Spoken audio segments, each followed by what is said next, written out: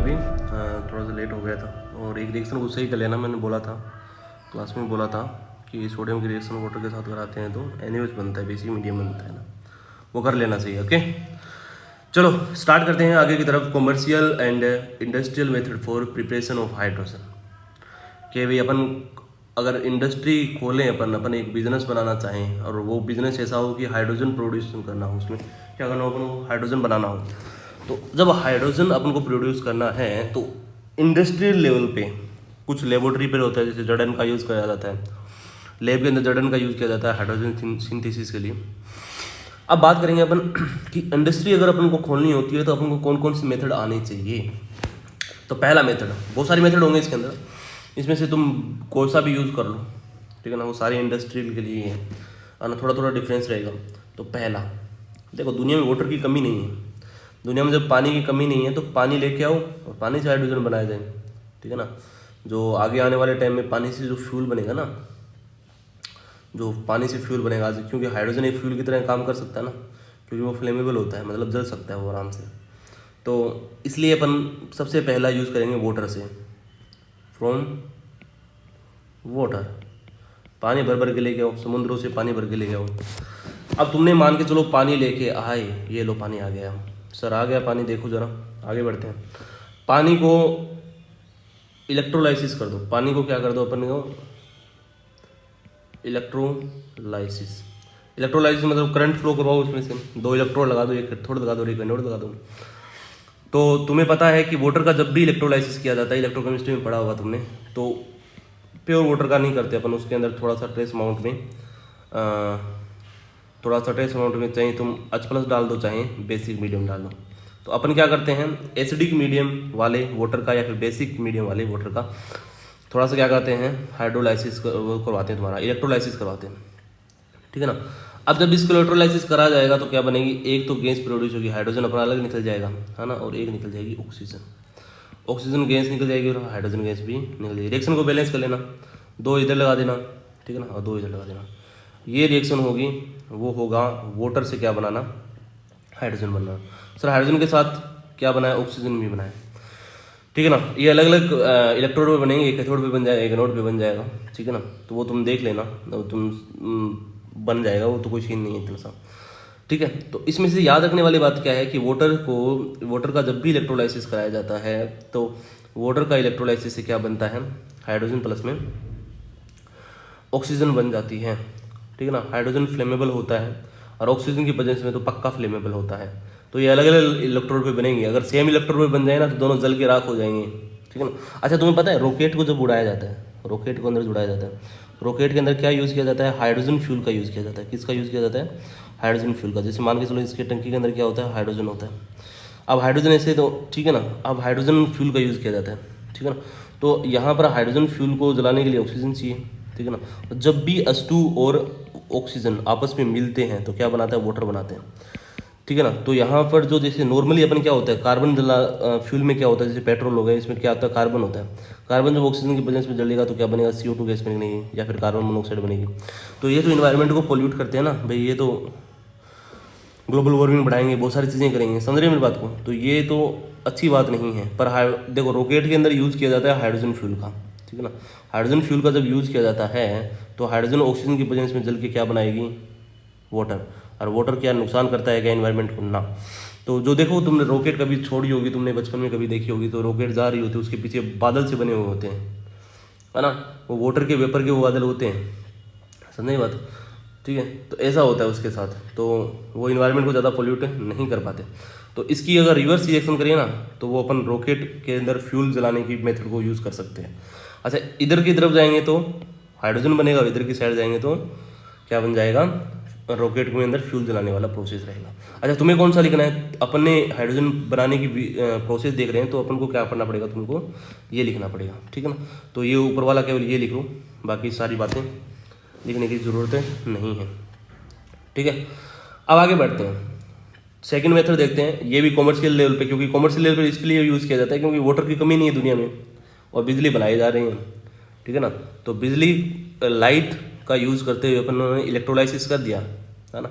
अब इलेक्ट्रोलाइसिस मतलब तुम्हें पता है, इलेक्ट्रोलाइसिस जब किया जाता है तो स्पॉन्टेनियस नहीं होता, ये नॉन स्पॉन्टेनियस होता है, ठीक है ना। तो क्योंकि इसके अंदर बाहर से एनर्जी देनी पड़ेगी ना अपन को, ठीक है। ये सारी चीज़ें लिख लो तुम, बस इतना रिएक्शन लिख लो कि हाइड्रोजन को इलेक्ट्रोलाइसिस कराने पे, वाटर का इलेक्ट्रोलाइसिस कराने पे क्या बनेगा, हाइड्रोजन और ऑक्सीजन बन जाएगा। चलिए आगे बढ़ते हैं,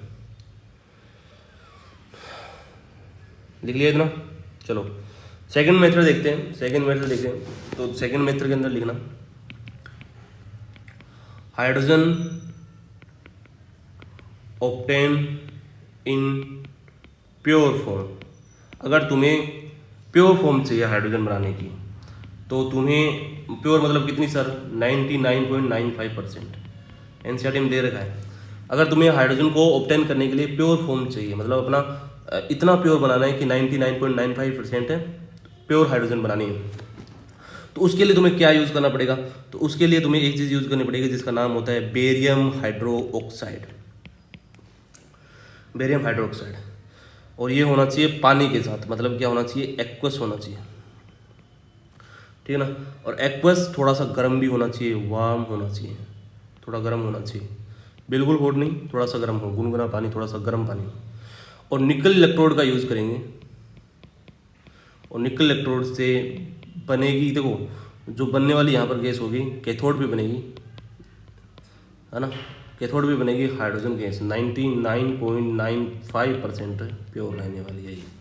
अगर तुम्हें सेकेंड मेथड कौन सा है, अगर तुम्हें प्योर हाइड्रोजन बनानी है, प्योर हाइड्रोजन कितनी प्योर सर, 99.95% बनानी है, तो तुम्हें किसका यूज़ करना पड़ेगा, ये नीट में आया क्वेश्चन है, बेरियम हाइड्रोक्साइड एक्वस वार्मिंग का यूज़ करना पड़ेगा निकल इलेक्ट्रोड की प्रेजेंस में, और बनेगा कैथोड पे हाइड्रोजन गैस। कैथोड पे क्या होता है तुम्हें पता है, एनोड वो जो ऑक्सीडेशन करे और कैथोड वो जो रिडक्शन करे।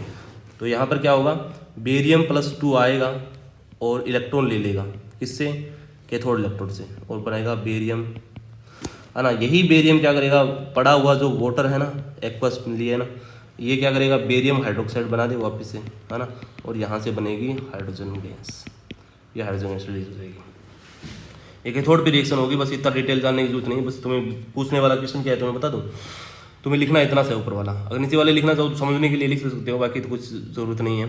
अच्छा, तुम्हें क्वेश्चन क्या पूछेगा इसमें, तो पूछेगा ये कि ऐसा कौन सा मेथड है जिससे अपन प्योर हाइड्रोजन बनाई जा सकती है, उसके अंदर किसका यूज़ किया जा सकता है, तो उसके अंदर यह यूज़ किया जाता है बेरियम हाइड्रोक्साइड, ठीक है ना, थोड़ा सा पानी और थोड़ा सा गर्मी, बस निकल इलेक्ट्रोड, ख़त्म कहानी।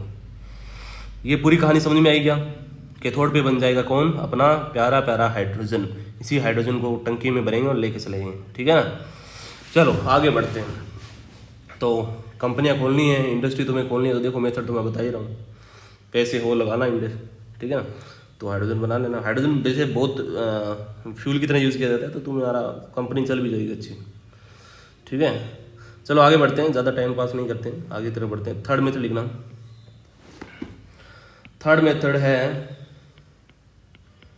Electrolysis of brine solution. ये सब जानते हैं, रुको रुको रुको, ऊपर क्या हुआ मामला, रुको रुको, कौन सा सॉल्यूशन, बेराइन सॉल्यूशन कौन सा होता है, एक्वस NaCl। अरे क्या करना है तुम्हें बेराइन बनाने के लिए, कुछ नहीं, बेराइन के लिए तुम्हें क्या करना पड़ेगा, पानी के अंदर नमक डाल दो, ये हो गया जो सॉल्यूशन बनेगा ना। पानी के अंदर तुमने क्या डाल दिया, NaCl डाल दिया, तो पानी के अंदर तुमने NaCl डाला ना, तो उसे बोला जाता है बेराइन सॉल्यूशन, बेराइन सॉल्यूशन। इसी बेराइन सॉल्यूशन का यूज़ करना है अपन को किस में, इलेक्ट्रोलाइसिस में। इलेक्ट्रोलाइसिस में तुम्हें पता है एक कैथोड का यूज़ किया जाता है, एक है एनोड का यूज़ किया जाता है। तो कैथोड वो जिसके ऊपर पॉजिटिव चार्ज हो, ये ज़रूरी नहीं है, और एनोड वो जिसके ऊपर नेगेटिव चार्ज हो, वो भी ज़रूरी नहीं है। अच्छा, ये बात हमेशा याद रखना कि कैथोड पे नेगेटिव चार्ज हो सकता है, एनोड पे भी हो सकता है, ठीक है ना। मतलब कैथोड क्या कोई ऑलवेज पॉजिटिव रहेगा ना, मैक्सिमम टाइम पॉजिटिव रहता है, पर कुछ टाइम नेगेटिव भी रहता है। तुम्हें पता है अलग अलग सेल होते हैं, एक इलेक्ट्रोलाइटिक सेल होता है, एक इलेक्ट्रोकेमिकल सेल होता है, दोनों में अलग अलग होता है। पर एनोड वो होता है हमेशा, एनोड के लिए कोई एक्सेप्शन नहीं है, एनोड वो जो ऑक्सीडेशन करिए, खत्म बात। अब बात करें इलेक्ट्रोलाइस, क्या करना पड़ेगा अपन को, इलेक्ट्रोलाइसिस। इलेक्ट्रोलाइसिस मतलब करंट देनी पड़ेगी, करंट देनी पड़ेगी, तो इसका पॉजिटिव टर्मिनल यहाँ और पॉजिटिव नेगेटिव टर्मिनल यहाँ पर जो करंट दी जाती है वो डीसी सोर्स से दी जाती है ना। अगर बात करें एसी सोर्स से देंगे तो एसी सोर्स से कभी भी करंट नहीं देते हैं, क्योंकि एसी सोर्स में क्या होता है तुम्हें अच्छे से पता है कि करंट पर यूनिट टाइम में चेंज हो जाती है, ठीक है ना। साइन ग्राफ बनाया ना आपने, तो कभी ये कैथोड अगले एसी सोर्स में क्या होता है कि ये टर्मिनल पॉजिटिव है तो अगले सेकंड में ये नेगेटिव हो जाएगा। तो मान के चलो ये एनोड है, एनोड हमेशा क्या रहना चाहिए, पॉजिटिव रहना चाहिए, है ना। तो ये पॉजिटिव रहना चाहिए, तो इसका मतलब क्या रहेगा, अगर अपने यहाँ पर एसी करंट यूज कर दी तो वो एक सेकंड में तो पॉजिटिव और अगले सेकंड में क्या हो जाएगा, ये नेगेटिव हो जाएगा। तो होगा क्या, याद रखना, ये बहुत इंपॉर्टेंट बात है कि इलेक्ट्रोलाइसिस जब भी करना होता है उसके अंदर कभी भी डीसी करंट के अलावा एसी करंट का यूज नहीं करते हैं। ये इंपॉर्टेंट बात है, क्योंकि एसी अपना टर्मिनल चेंज कर देती है, क्योंकि एसी की अपनी एक फ्रीक्वेंसी होती है, डीसी की जीरो फ्रीक्वेंसी होती है, सबको पता है। डीसी कभी फ्लक्चुएट नहीं करती, डीसी का टर्मिनल कभी भी बदलते नहीं है। इसलिए हमेशा इलेक्ट्रोलाइसिस में बैटरी का यूज़ किया जाता है, नहीं कि सीधा अपन तुम प्लग लगा के सीधे एसी करंट के अंदर घरों से लाइट ले रहे हो, ऐसा नहीं होता कभी भी, ठीक है। अब आगे बढ़ते हैं, इसमें तुमने क्या डाला है, बेराइन सॉल्यूशन डाला है। बेराइन मतलब NaCl विद एक्वस। एक्वस में बताओ क्या होगा, H और OH, है ना, और यहाँ पर क्या रहेगा Na और Cl, ठीक है ना। यहाँ पर बॉन्ड है, यहाँ पर आयनिक बॉन्ड मिलेगा, Na प्लस और Cl है माइनस, और यहाँ पर H प्लस और OH है माइनस, ठीक है। अब तुम्हें अच्छे से पता होगा कि एनोड की तरफ कौन जाएगा, एनोड की तरफ जाएगा नेगेटिव चार्ज, जैसे OH माइनस चला गया, ठीक है ना, और Cl माइनस है चला गया। कैथोड की तरफ कौन जाएगा, तो कैथोड की तरफ तुम्हें पता होना चाहिए कि कौन जाएगा। कैथोड पे नेगेटिव चार्ज होता है तो अपोजिट चार्ज आएगा ना, सोडियम इधर चला गया और हाइड्रोजन भी इधर चला गया। अब तुम्हें पता है कि कौन सा पहले ऑक्सीडाइज और रिड्यूस होगा, वो उसके सीरीज पे डिपेंड करता है, किस पे, इलेक्ट्रोकेमिकल सीरीज पे, ठीक है ना। तो यहाँ पर सिंपल सी बात तुम्हें समझ में आना चाहिए कि यहाँ पर हाइड्रोजन और सोडियम दोनों आ रहे हैं, तो किसको मौका मिलेगा, हाइड्रोजन को मौका मिलेगा, क्योंकि हाइड्रोजन को मौका मिलेगा। और यहाँ पर कौन आ रहा है, Cl और एनोड पे कौन आ रहा है, Cl और OH दोनों आ रहे हैं, Cl और OH दोनों आ रहे हैं। मौका किसको मिलेगा, किसको मिलेगा, Cl को। किसको मौका मिलेगा, Cl को। ये इलेक्ट्रोकेमिकल सीरीज में देख लेना तुम, ठीक है ना। और सर ने बताया भी होगा बेराइन सॉल्यूशन का हाइड्रोलाइसिस, तो इतना मेरे को डिटेल में जाने की जरूरत नहीं है, अच्छे से समझते हो। तो एनोड पे क्या निकलेगा, एनोड पे तो कौन होगा, रिड्यूस हाइड्रोजन, सोडियम को मौका नहीं मिलेगा। सॉरी, कैथोड पे रिड्यूस होगा कौन, हाइड्रोजन या सोडियम, तो हाइड्रोजन होगा। और जैसे ही हाइड्रोजन रिड्यूस होगा तो यहाँ से कौन सी गैस निकलनी स्टार्ट हो जाएगी, H2 गैस निकलनी स्टार्ट हो जाएगी, ठीक है। और एनोड पे बताओ किसको मौका मिलेगा, OH माइनस को या फिर Cl माइनस को, तो Cl माइनस को जैसे यहाँ पर मौका मिलेगा तो Cl माइनस ऊपर की तरफ चलने स्टार्ट हो जाएगा। मीडियम में बचेगा क्या, सोडियम बच गया इधर, है ना, Na प्लस और OH माइनस, इन दोनों को भी मौका नहीं मिला बेचारों को, तो दोनों को मौका नहीं मिला तो ये क्या हो जाएगा, NaOH बना लेंगे और बेस बना लेंगे। समझे ये बात क्या। तो यहाँ पर जब भी बेराइन सॉल्यूशन का हाइड्रोलाइसिस कराया जाता है तो याद रखना, इलेक्ट्रोलाइसिस का pH बढ़ेगा कम होगा, बढ़ जाएगा या कम हो जाएगा, तो बढ़ जाएगा, क्योंकि NaOH बढ़ रहा है ना, NaOH बेस होती है, तो pH क्या कर जाएगा, इंक्रीज कर जाएगा। अरे हाँ या ना, समझ में आएगी कहानी पूरी। तो यहाँ पर मैं एक रिएक्शन लिख देता हूँ कि NaCl प्लस H2O जब भी इलेक्ट्रोलाइसिस कराया जाता है, ठीक है ना, जब भी इलेक्ट्रोलाइसिस कराया जाता है तो H2 और Cl2 प्लस में NaOH बनेगा। ये तो बनेगा मीडियम में, और ये बनेगा कैथोड पे, और ये बनेगा एनोड पे। बस हो गया। अगर मान के चलो यहाँ पर AC करंट यूज करते हैं अपन, तो ये H प्लस, मान के चलो यहाँ पर AC करंट यूज करें अपन, क्या करें, AC करंट यूज करें, तो यहाँ पर एनोड है, यहाँ पर कैथोड है। ऐसे यहाँ पर मान के चलो यहाँ पर सोडियम है या फिर जो भी है, जैसे यहाँ पर H प्लस है मान के चलो मीडियम में वाटर का, तो यहाँ पर AC करंट होगा, ये प्लस है, एनोड है, ये क्या है, कैथोड है। ठीक है ना। तो ये प्लस कहाँ जाएगा, फिर इधर की साइड जाएगा, माइनस की साइड। पर जब ये इसके पास जाना स्टार्ट करेगा तो ये तुरंत प्लस में कन्वर्ट हो जाएगा, क्योंकि एसी करंट का यूज़ कर रहे हो ना तुम, तो प्लस में करंट यूज़ हो जाएगा, तो इसको जाना पड़ेगा इधर से दूर। इसका मतलब ये ना तो इधर जाना चाहेगा, ये इधर जाएगा, तो थोड़ी देर बाद में माइनस की तरफ जाएगा तो ये प्लस हो जाएगा, इधर जाना स्टार्ट करेगा तो फिर वापस से ये माइनस है तो ये प्लस हो जाएगा। समझ रहे मेरी बात को। तो यहाँ पर टर्मिनल चेंज नहीं होनी चाहिए, टर्मिनल चेंज नहीं होनी चाहिए। तो फिर अगर टर्मिनल चेंज हो रहे हैं तो इसका मतलब अपन इलेक्ट्रोलाइसिस नहीं कर सकते कभी भी। समझ बात है, तुम कितना ही वोल्टेज लगा देना, ठीक है। आगे की तरफ बातें करते हैं, ये इतना लिख लो, अच्छे से लिख लेना जितना डायग्राम तुम्हें बनाना है करके। चलो आगे बढ़ते हैं, है ना।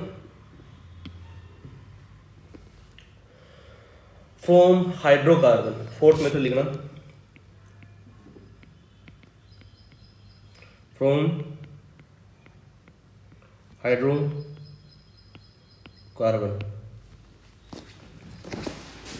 From hydrocarbon. हाइड्रोकार्बन समझते हो ना, जैसे कि एल्केन हो गया, एल्केन एक हाइड्रोकार्बन है। एल्केन का जनरल फॉर्मूला क्या रहता है, CnH2n+2। कोई भी एल्केन है वाटर के साथ रिएक्शन करे, है ना, और वाटर के मॉलिक्यूल मान लो n, ठीक है, और 1270 डिग्री मतलब केल्विन टेम्परेचर और निकल मेटल की प्रेजेंस में ये कैटलिस्ट की तरह काम करेगा।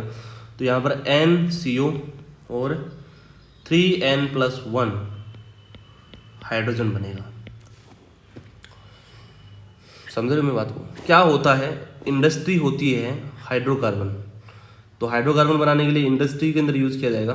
तो मान के चलो कि एक एल्किन ले लेता हूँ मैं, क्या ले लेता हूँ, ये फॉर्मूला याद रख लेना।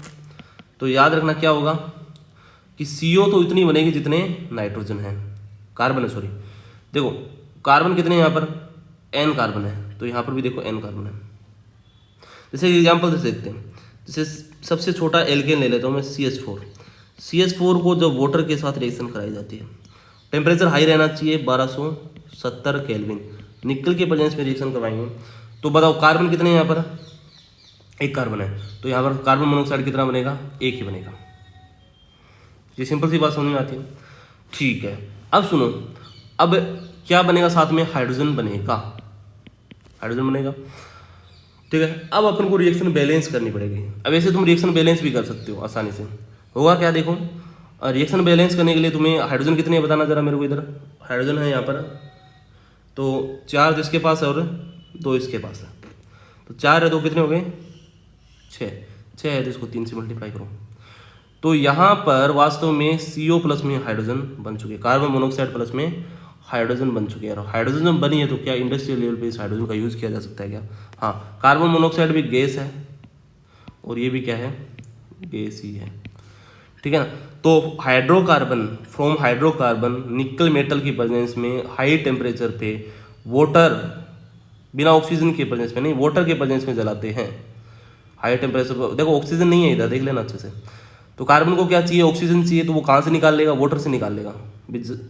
बिना ऑक्सीजन के ना, अगर देखो नॉर्मली अपन को किसी को जलाना होता है ऑक्सीजन की जरूरत पड़ती है, पर यहाँ पर ऑक्सीजन नहीं है, पर अपन टेम्परेचर बढ़ा रहे हैं, तो जलने की कोशिश तो करेगा पर बिना ऑक्सीजन के। तो ऑक्सीजन लेने की कोशिश करेगा तो किससे लेगा, वाटर है चारों तरफ, वाटर के अंदर ऑक्सीजन है, वो इसको ले लेगा, इसको चिपका देगा। समझ रहे होगा। वैसे तो डिपेंड होता है कि ऑक्सीजन कैसे जुड़ता है कैसे नहीं। तो ये यहाँ पर ये कार्बन अपना ऑक्सीजन ले लेगा, ऑक्सीजन के लेके कंप्लीट क्या होगा, कंबंशन नहीं होगा, हाफ कंबंशन होगा। तो यहाँ पर जब ये ऑक्सीजन लेगा तो कार्बन मोनोऑक्साइड बना लिया, कार्बन मोनोऑक्साइड बनाया तो हाइड्रोजन निकल जाएगी, हाइड्रोजन निकल के ये बना लेगी, गैस बना लिया, ठीक है ना। यहाँ पर जो गैस बनी है वो वास्तव में मिक्सचर है, mixture of carbon monoxide and hydrogen. वास्तव में इस मिक्सचर को बोला जाता है वाटर गैस, वाटर गैस। क्या बोला जाता है, वाटर गैस। और ये नीट में आया हुआ क्वेश्चन है कि वाटर गैस होता है, नीचे ऑप्शन थे carbon dioxide hydrogen, carbon monoxide hydrogen, carbon monoxide nitrogen, ठीक है ना। तो तुम्हें कौन सा ऑप्शन सेलेक्ट करना है, कार्बन मोनोऑक्साइड है हाइड्रोजन। तो ये इंपॉर्टेंट है, वाटर गैस में कौन कौन सी गैस आती है, तो वाटर गैस में कार्बन मोनोऑक्साइड प्लस में हाइड्रोजन गैस आती है। इन दोनों के मिक्सचर को क्या बोला जाता है, वाटर गैस बोला जाता है। और इसी का दूसरा नाम होता है सिन गैस, सिन गैस, सिन मतलब सिंथेसिस, सिंथेसिस का पहला वर्ड उठा लिया सिन। सिंथेसिस गैस बोले या फिर सिन गैस बोले या फिर वाटर गैस बोले, एक ही बात है, ठीक है ना। तो अगर तुम्हें एग्जामिनर सिन गैस पूछ ले तब भी तुम्हें कार्बन मोनोऑक्साइड प्लस हाइड्रोजन देना है, ठीक है। सर इसका सिन गैस क्यों है? क्योंकि ये कई चीज़ों को सिंथेसिस करने में यूज़ होता है, ठीक है ना। तो ये लिखना use for synthesis of methanol और नंबर ऑफ हाइड्रोकार्बन। अच्छा, नीचे वाला याद रहे ना रहे पर ये मिथेनॉल याद रहना है। ये बहुत सारे नंबर ऑफ हाइड्रोकार्बन बनाने में भी यूज़ होता है। इसके अलावा ये मिथेनॉल बनाने में यूज़ होता है। एथिनॉल नहीं है, मिथेनॉल है, ठीक है ना। पीने वाली दारू नहीं, बिना पीने वाली दारू, ये पीने के बाद ही मर जाएगा, मिथेनॉल है। तो यहाँ पर वास्तव में कार्बन मोनोऑक्साइड प्लस में हाइड्रोजन यूज किया जाता है CH3OH के फॉर्मेशन में, ठीक है ना। तो इसको बोला जाता है syn gas, synthesis gas, water gas. ये पूरी कहानी यहाँ पर तुम्हें याद रहनी चाहिए। पहली बात, क्या अपन हाइड्रोकार्बन से हाइड्रोजन निकाल सकते हैं? हाँ, निकाल सकते हैं। तो हाइड्रोकार्बन से जो हाइड्रोजन निकालनी है तो तुम्हें क्या करना पड़ेगा? वाटर के प्रेजेंस में बिना ऑक्सीजन के हाई टेम्परेचर मतलब 1270 केल्विन तक और निकल मेटल के प्रेजेंस में रिएक्शन करवानी पड़ेगी बच्चे। आगे बढ़ते हैं। ये मेथड हो गया कंप्लीट, लिख लेना, ठीक है। अब बात करते हैं, पॉइंट लिख रहा हूँ मैं कुछ, वो समझते चलना। जो सिन गैस है वास्तव में प्रोड्यूस होती है कुछ पुराने न्यूज़पेपर होते हैं ना, न्यूज़पेपर कई दिनों के बाद में पुराने न्यूज़पेपर होते हैं, उसमें जो स्मेल आती है ना वो लंबे टाइम तक पड़ा रहता है। क्योंकि न्यूज़पेपर किससे बनते हैं? लकड़ी से ना। लकड़ी कार्बन की होती है, कार्बन मोनोऑक्साइड और हाइड्रोजन वहाँ से निकल सकते हैं। तो यहाँ पर कुछ सोर्स बता रहा हूँ मैं। सिन गैस प्रोड्यूस फ्रॉम, कहाँ से प्रोड्यूस होती है ये तुम्हें याद रखा जाए तो रख लेना, अदरवाइज कोई ज़रूरत नहीं है। फिर न्यूज़पेपर से भी निकल सकती है ना। कुछ स्क्रैप वुड, ठीक है ना। कुछ सो वुड, जैसे अपने लकड़ियों को काटते हैं ना तो छोटे छोटे बुरादा जो रहता है, पाउडर रहता है, उसे सो डस्ट होता है ना, लकड़ी को काटते थे सो डस्ट। एंड सीवेज ट्रीटमेंट होता है ना, उसमें भी कौन सी गैस निकल सकती है? सिन गैस निकल सकती है। सिन गैस मतलब कार्बन मोनोऑक्साइड प्लस में हाइड्रोजन, ठीक है ना। अब लिखना process of producing syn gas from कोयला।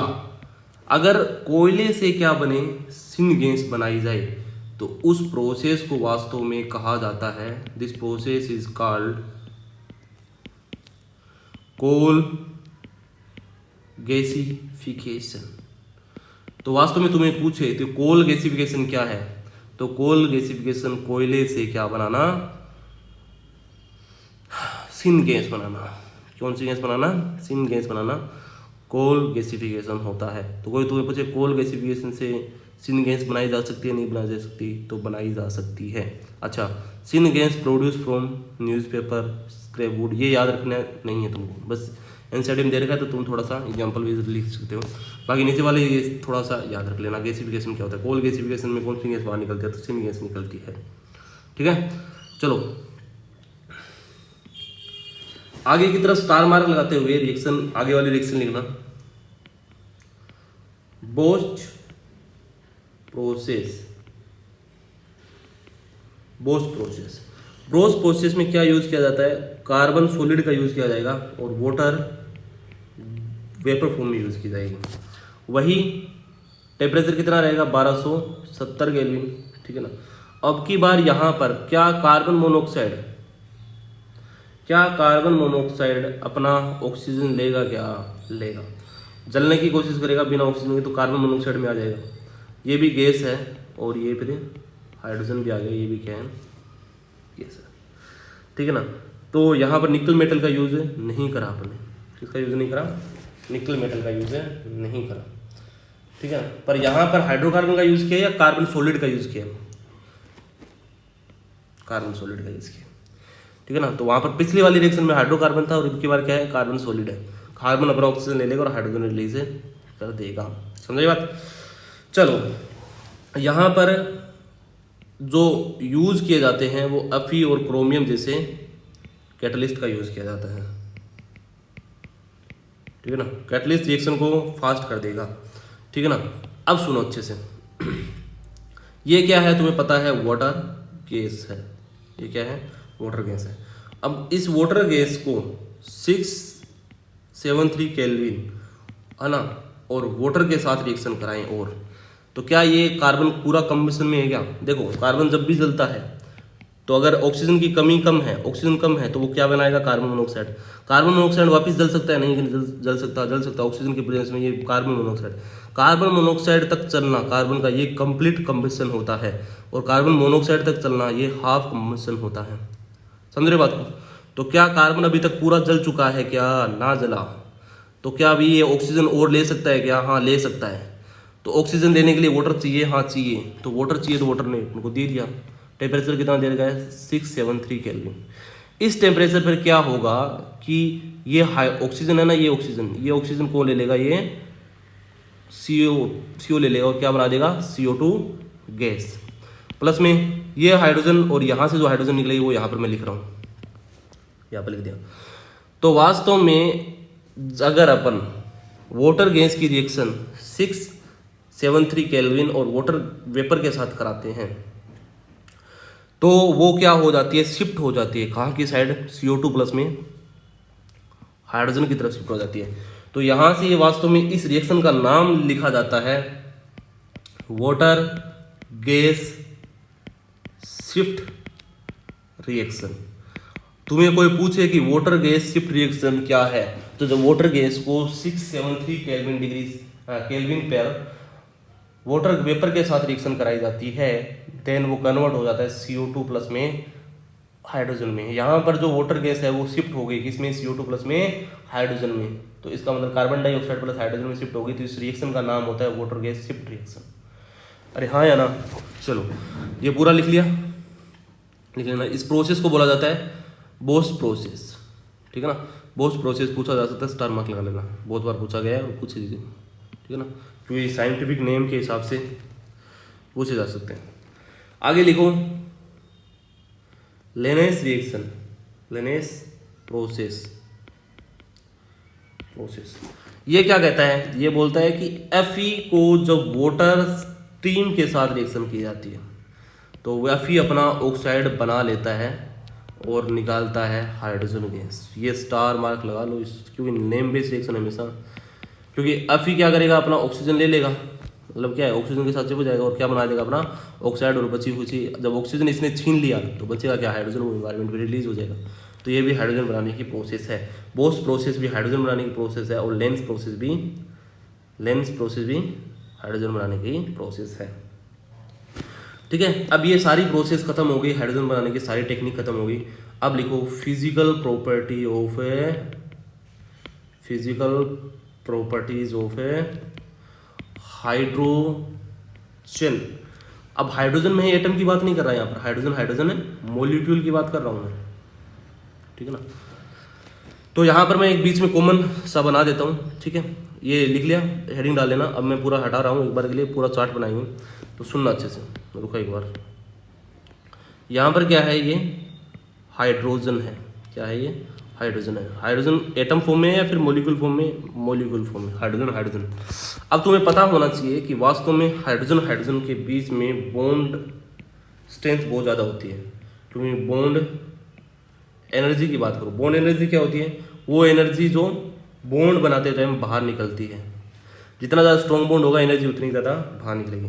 और हाइड्रोजन के बीच की जो बॉन्ड एनर्जी होती है वो 104 किलो कैलोरी पर मोल होती है, जो वास्तव में बहुत ज़्यादा होती है। इसका मतलब हाइड्रोजन के बीच का बॉन्ड मजबूत होगा या वीक होगा, मजबूत होगा, स्ट्रॉन्ग होगा।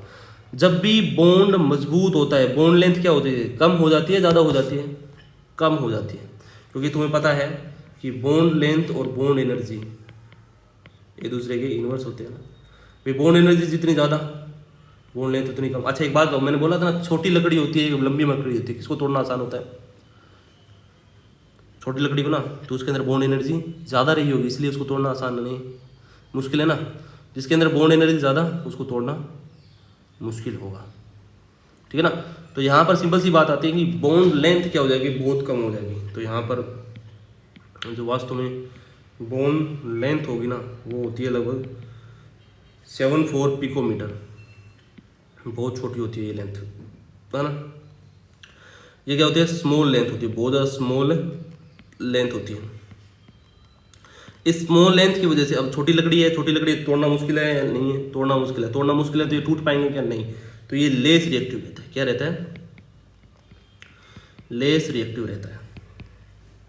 समझे बात क्या, ठीक है। अब लेस रिएक्टिव रहेगा तो क्या, देखो मैंने बोला था शुरुआत में चैप्टर जब स्टार्ट हुआ था मैंने बोला था कि हाइड्रोजन एटम जलते हैं, मतलब हाइड्रोजन एटम फॉर्म में होता है तब जलता है, मॉलिक्यूल फॉर्म में वो नहीं जलता है, क्योंकि वो ज़्यादा बॉन्ड स्टेबल होता है। मतलब एस क्यों, कौन सा बॉन्ड होता है, 1s बॉन्ड होता है, तो बहुत ज़्यादा स्ट्रॉन्ग होता है, वो टूटता नहीं है। तो ये होता है हाइड्रोजन, किसकी बात कर रहा हूँ मैं यहाँ पर, हाइड्रोजन की बात कर रहा हूँ, मतलब हाइड्रोजन गैस की बात कर रहा हूँ, हाँ ना, एटम की बात नहीं कर रहा। यहाँ पर बात करेंगे ये इनफ्लेमेबल होता है, ये जलता नहीं है, हाइड्रोजन एटम जलते हैं और लेस रिएक्टिव रहता है, ठीक है ना, इनफ्लेमेबल और लेस रिएक्टिव, ठीक है। आगे बढ़ते हैं। तो ये होता है sparingly soluble in water, water के अंदर स्पेरिंगली सोल्यूबल रहता है, ठीक है। अब ये बताओ, तुम्हें ये सबको पता है कि ये सबसे हल्का होता है, तो इसे बोला जाता है लाइटेस्ट या फिर कलरलेस, कोई इसका कलर नहीं होता है, ऑर्डरलेस होता है, ऑर्डरलेस, टेस्टलेस गैस होती है। बस ये सारी चीज़ें याद रखना, सबसे लाइटेस्ट है, कलरलेस है और ऑर्डरलेस है और टेस्टलेस है। ये एनसीईआरटी में लिख रहेगा सारा, हाइड्रोजन गैस की पूरी फिजिकल प्रॉपर्टी बता रहा हूँ मैं, ठीक है ना। अब यहाँ पर ये सारी चीज़ें आ गई, बॉन्ड एनर्जी आ गई, वो फिजिकल प्रॉपर्टी के अंदर आती है। बॉन्ड एनर्जी क्या होती है, हाइड्रोजन हाइड्रोजन के बीच की बहुत ज़्यादा होती है। बॉन्ड लेंथ क्या होती है, बहुत ज़्यादा कम होती है। क्या होती है बॉन्ड लेंथ, बॉन्ड स्ट्रेंथ क्या होती है, बहुत ज़्यादा होती है। तो ये लेस रिएक्टिव रहता है, लेस रिएक्टिव रहेगा तो ये जलेगा नहीं, तो ये इनफ्लेमेबल होता है। ये सोल्यूबल वाटर के अंदर स्पेरिंगली सोल्यूबल होता है ना। और बात करें lightest and colourless, odourless and tasteless gas रहती है, उसके अंदर कोई स्वाद नहीं आता है, ठीक है ना। सुगंध आता, सुगंध नहीं होती ज़्यादा, तुम स्मेल करोगे उसके अंदर स्मेल नहीं आएगी, हाइड्रोजन के अंदर कोई स्पेसिफिक स्मेल नहीं होती है, ठीक है ना। तो ऑर्डरलेस होता है ये। आगे बढ़ते हैं, अब इसकी बात करते हैं मेल्टिंग पॉइंट की। अब मेल्टिंग पॉइंट की बात करें तो वास्तव में मेल्टिंग पॉइंट होता है -259.2 डिग्री सेल्सियस, ये इसका मेल्टिंग पॉइंट है। और इसकी बात करें बॉइलिंग पॉइंट की, तो बॉइलिंग पॉइंट 252 डिग्री सेल्सियस। बताओ मेल्टिंग पॉइंट और बॉइलिंग पॉइंट दोनों देखो अच्छे से, क्या माइनस में जा रहे हैं क्या, हाँ। तो अगर मैं कहूँ कि मेल्टिंग पॉइंट क्या होता है, तो वो पॉइंट जहाँ पर वो सॉलिड से गैस में, सॉलिड से लिक्विड में, और बॉइलिंग पॉइंट जहाँ पर लिक्विड से गैस में जाए, वो लिक्विड से कौन सा में जाए, गैस में जाए। चलो ये दोनों ही वास्तव में बहुत ज़्यादा नहीं है, बहुत ज़्यादा वेरी लो है। मतलब क्या है, बॉइलिंग पॉइंट और मेल्टिंग पॉइंट दोनों ही हाइड्रोजन के लिए बहुत ज़्यादा कम होते हैं, ठीक है ना। तो इसमें क्या होता है, बहुत ज़्यादा कम होते हैं। क्यों होते हैं बहुत कम, ठीक है ना। तो क्योंकि लेस इंटरमोलिकुलर अट्रैक्शन रहने वाला है। चलो एक चीज़ यूज़ किया जाता है इसके अंदर, लेस इंटरमोलिकुलर अट्रैक्शन, रीजन लिख लेना, लो वेरी लो रीजन का। दूसरा लिखो, अब सबसे ज़्यादा इंपॉर्टेंट बात तुम्हें बताता हूँ मैं, क्रायो प्रिजर्वेशन, जिसमें लिक्विड नाइट्रोजन का यूज़ किया जाता है। क्रायोजेनिक फ्लूइड, इसे बोला जाता है लिक्विड हाइड्रोजन को क्या बोला जाता है, मतलब लिक्विड हाइड्रोजन का यूज़ किया जाता है क्रायोजेनिक फ्लूइड। देखो क्यों क्रायोजेनिक, क्रायो मतलब होता है ठंडा, इन्वायरमेंट, क्रायो मतलब जब भी प्रीफिक्स यूज होता है ना, तो इसका मतलब होता है ठंडा। जैसे क्रायो प्रिजर्वेशन मतलब ठंड में प्रिजर्व करना, क्रायोजेनिक फ्लूइड मतलब ऐसा फ्लूइड जो बहुत ज़्यादा ठंडा हो। अच्छा एक बात बताओ, हाइड्रोजन किस में रहती है, हाइड्रोजन नॉर्मली किस में रहती है, गैसीय फॉर्म में रहती है। अगर तुम्हें उसको लिक्विड बनाना है तो उसका इन्वायरमेंट कितना रखना पड़ेगा तुमको, लगभग लगभग 252, क्योंकि देखो बॉइलिंग पॉइंट है ना इसका। तो अगर इससे ज़्यादा रहा तो ये गैसीय फॉर्म में आएगा। अगर इससे कम होना चाहिए तो तुम्हारा टेम्परेचर क्या रहना चाहिए, लेस देन रहना चाहिए ना इससे, 25 डिग्री सेल्सियस से। तभी गैस हाइड्रोजन किस में रहेगी, लिक्विड फॉर्म में रहेगी। जब हाइड्रोजन ये गैस के फॉर्म में, मान लो ये बीकर में क्या भर रखी है तुमने, हाइड्रोजन गैस भर रखी है। जब इस बीकर में तुमने हाइड्रोजन गैस भर रखी है, अगर तुमने गैस है, कौन सी गैस है, अगर तुम इसको लिक्विड फॉर्म में लेके जाना चाहते हो तो तुम्हारे पास ये दो चीज़ें होती है, एक तो प्रेशर बढ़ाओ और एक है टेम्परेचर कम करो। टेम्परेचर कम करके कितना लेके जाना है तुमको, बॉइलिंग पॉइंट के कम लेके जाना है, मतलब लेस देन कितना लेके जाना पड़ेगा, 25 है, -25 है, 2 डिग्री सेल्सियस से कम लेके जाना पड़ेगा। इसका मतलब जब इसका टेम्परेचर कितना होगा, इस गैस का टेम्परेचर कितना रहेगा, -252 डिग्री सेल्सियस से भी कम रहेगा, तब ये लिक्विड फॉर्म में आ जाएगा। जब इस लिक्विड फॉर्म का यूज़ करेंगे तो वास्तव में इस लिक्विड का टेम्परेचर कितना रहेगा, -252 डिग्री सेल्सियस। और इस टेम्परेचर पे किसी भी चीज़ को प्रिजर्व किया जा सकता है। जैसे लिक्विड नाइट्रोजन होती है ना, तुम्हें पता है जो स्पर्म होते हैं इनको या बीज होते हैं, कोई सीड्स होते हैं, उनको प्रिजर्व करने के लिए अब लिक्विड नाइट्रोजन होता है ना, लिक्विड नाइट्रोजन कितना होता है, -196 डिग्री सेल्सियस टेम्परेचर होता है उसका। और लिक्विड हाइड्रोजन का कितना होता है, कम होता है, किससे, -252 डिग्री सेल्सियस। इसका मतलब क्या होता है, ये लिक्विड नाइट्रोजन से भी ज़्यादा ठंडी होती है, इसलिए इसका यूज़ किया जाता है क्रायो प्रिजर्वेशन में। अच्छा, क्रायो प्रिजर्वेशन में हाइड्रोजन गैस का यूज़ करते हैं, हाइड्रोजन लिक्विड का, क्योंकि हाइड्रोजन लिक्विड का टेम्परेचर ही होता है -252 डिग्री सेल्सियस। समझे ये बात क्या, ये इंपॉर्टेंट बात है नहीं, तो ये लिख लेना, ये सारी फिजिकल प्रॉपर्टी हो गई। देन अपन बाकी बातें करेंगे वक्त के साथ, है ना। आज के लिए बस इतना रखते हैं, धन्यवाद।